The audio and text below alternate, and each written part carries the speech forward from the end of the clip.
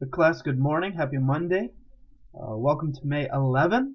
Today's learning target is to finish our projects explaining current U.S. immigration issues and policies. Today's agenda: first, we'll share some events that have happened over the past week or so, give you some reminders for this project, and then your task is simply to have it finished by 3 p.m. today. This is a test grade. Please make sure it's turned in on time and reach out with any last-second questions if you have them. So first, kind of the report from over the past week and over the weekend. One, the White House has staff members, people who work in the White House as assistants, who have tested positive for COVID-19. It will be interesting to see what, if any, spread has taken place from them. I know that Mike Pence has been tested, and the reports were that he tested back negative because one of his staff members was infected by this. It'll be interesting to see if there's going to be any spread within the White House, which would obviously be a bad thing. It's spreading anywhere is a bad thing. Second, we have a couple of celebrity deaths that happened over the weekend. One is Little Richard. Little Richard was a musician, songwriter, singer. Kind of grew up in the jazz, R&B, blues, rock and roll type of genre in music. I personally remember him being kind of the weirdo who was singing songs on Sesame Street, which was a long time ago for me. But he passed away and is known as a pioneer in the music industry. Roy Horn was Siegfried and Roy, the kind of circus tiger act. I saw an article that said the original Tiger King, he passed away, and he actually passed away from complications with COVID-19. These are two people in the entertainment business that passed away over the weekend and are definitely legendary figures in their fields. Another is a social civil rights issue. I'm sure some of you have heard of this. Ahmaud Arbery was a 25-year-old young black man who was going for a jog in Georgia, in which a man and his son chased after him and shot him, believing that he was a criminal, someone who was a thief and was stealing, and their altercation ended up in them shooting Ahmaud Arbery on his jog. This actually took place a couple months ago, back in February, but recently new video evidence was released showing the incident, and there's been a lot of protests. One, because you're killing an unarmed black man, and two, the issue was how long it took for prosecutors to arrest the two that killed him and starting to press charges. So that's kind of hit the social media waves and everything like that, and it's another example of kind of violence in this area. Not quite the same as police brutality, but the idea of citizen arrest is something that's coming under fire as a result of this case. Fourth, unemployment numbers. There's a lot of estimates and models about the spread of this disease and what the next few years will look like, so on and so forth, but unemployment numbers just came out recently, and I saw figures that estimate that it could reach up to 20% unemployment rate at some point, which is devastating for our economy, and it's really tragic considering that over the past 10 years or so, our economy has really been in a steady upward climb in areas like unemployment.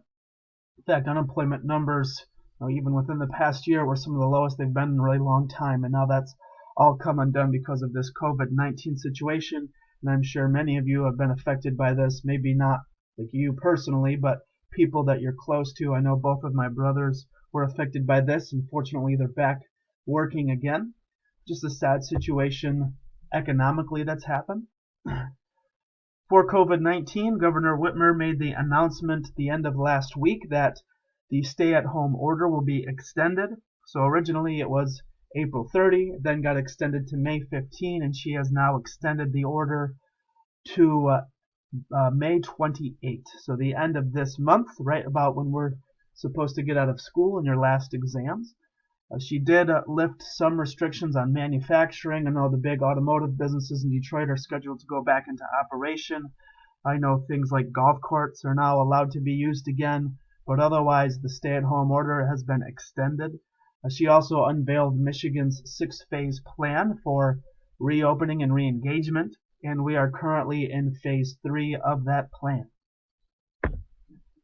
And last, and for many of you the most important one, is that this is the last week for our seniors. As of this Friday, May 15, you will be done with your high school careers. So I extend a congratulations to you. I extend encouragement to finish off this last week the best that you can.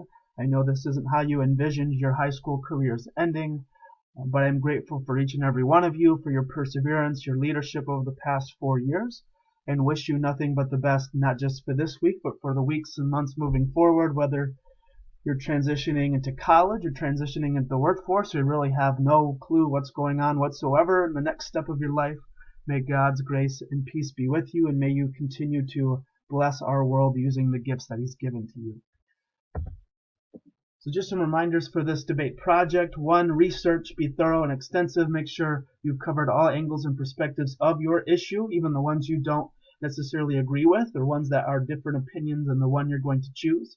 Don't forget to include your sources, at least 3. Make sure they are reliable. They should be cited in MLA format and included in whatever you're making for this project, whether that's an infographic, video, essay, or something else. For the content, whether you're creating that video, essay, or whatever, make sure you provide an overview of the issue, just a summary of what the issue is all about, what's going on. Try to be broad so you're covering multiple angles of the issue. And then for your personal opinion on the subject, make sure you have 3 separate reasons or key ideas that support why you personally think the way you do. You're going to support each key idea with multiple pieces of evidence, using evidence such as data and stories, examples, expert opinions, and logic to back up why you think the way that you do.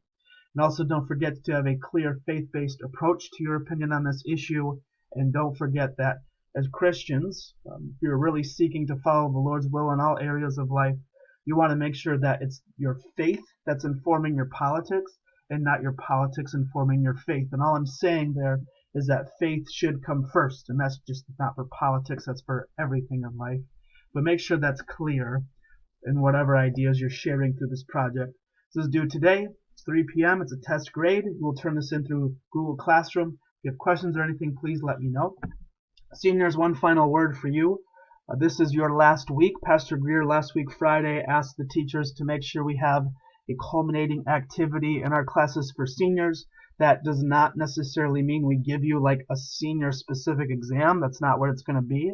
But do know that later this week, maybe Wednesday, more likely on Thursday, your work will look different than the rest of the classes as you are ending your school years and everybody else is continuing to push forward these last few weeks. So just be prepared for that. Wednesday, most likely on Thursday, that you're going to be taking kind of this final detour to end the class in a culminating activity. And once again, to all the seniors, I thank you for your work, not just in current events, especially over the past few months, but over the few years I've gotten to know you, and may God's blessing continue upon you as you move forward too. You guys have a wonderful day. I will talk to you more tomorrow about the next unit of study we'll be covering.